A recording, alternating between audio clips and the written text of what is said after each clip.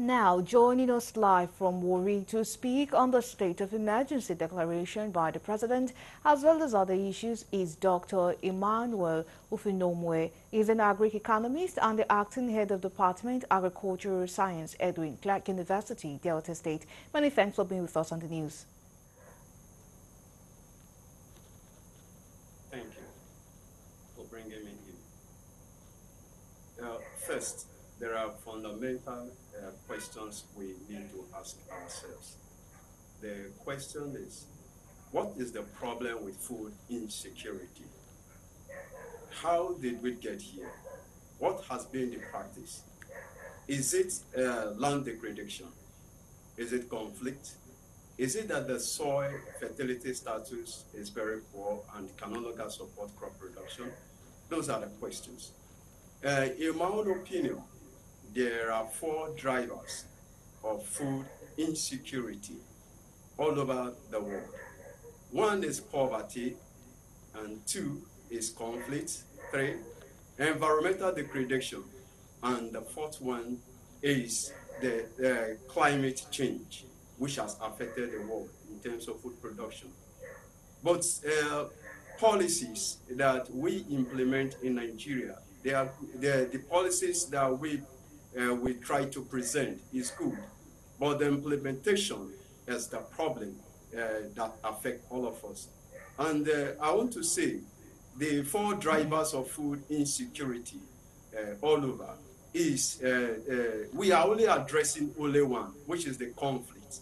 We are not addressing poverty, we are not addressing environmental degradation, and even the climate change. Okay, but very quickly, sorry to break your flow of thought. How do you think that policy from the president, how do you think it will translate into improving food supply and affordability? I mean, insecurity in the north, where we have majority of farmlands, food supply and agricultural produce, because you did mention climate change.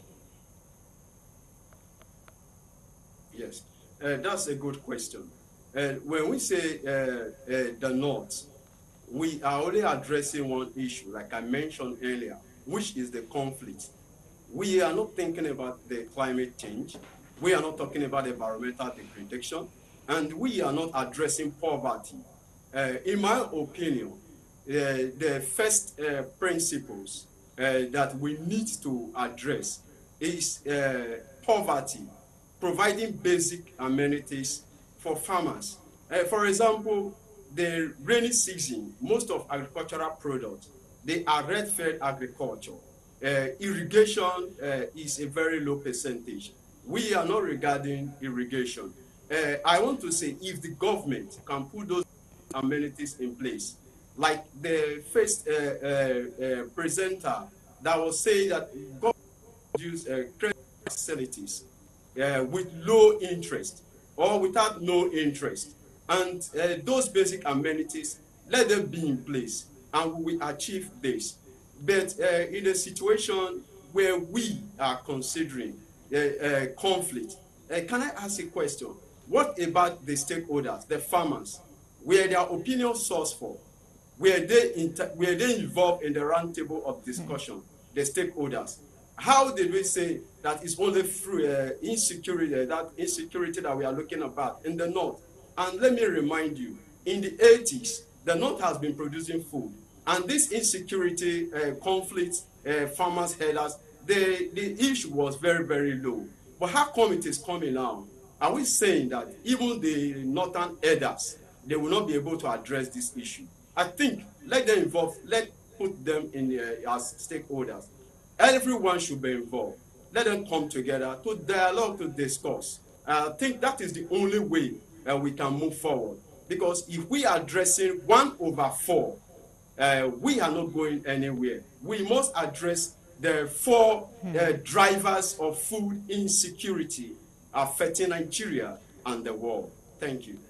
And talking about the stakeholders, with the agricultural policies of the federal government and the provision of fertilizers to farmers and households, do you think this is still getting them involved? And would this bring about immediate succor, taking into consideration the high cost of food items in Nigeria?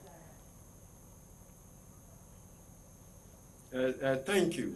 yet again, I will come on this. If, for example, someone is sick and he visits a doctor, the first thing the doctor will say, go and run a test. With that test, he will be able to ascertain what is the cause of such ailment.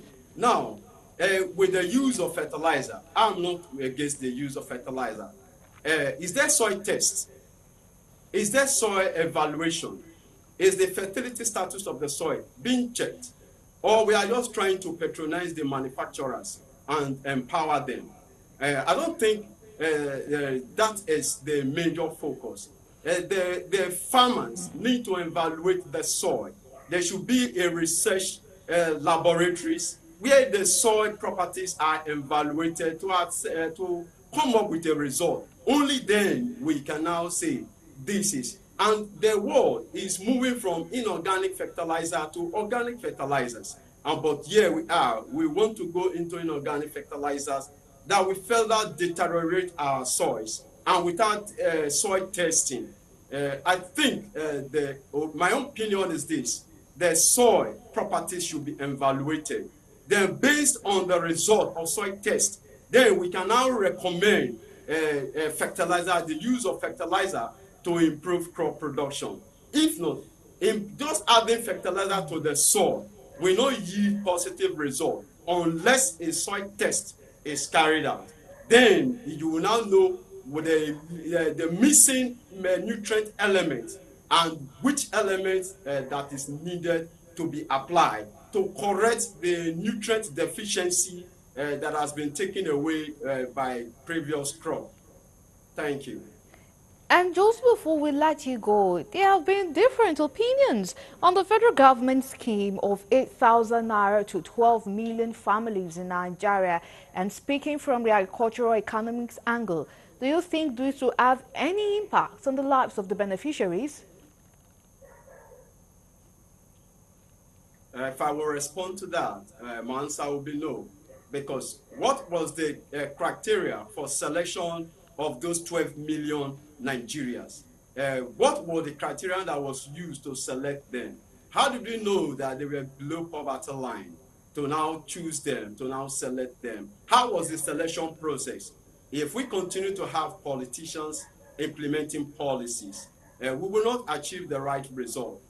In my opinion again, I would suggest that instead of giving the farmers, giving the household farmers 8,000 naira per month for the next 6 months, convert that money as a credit facility to alleviate poverty to farmers. Let them have access to inputs, encourage them into mechanized agriculture, where they can now use machineries in most farming operations, and inputs like fertilizer implement that is needed to go into production.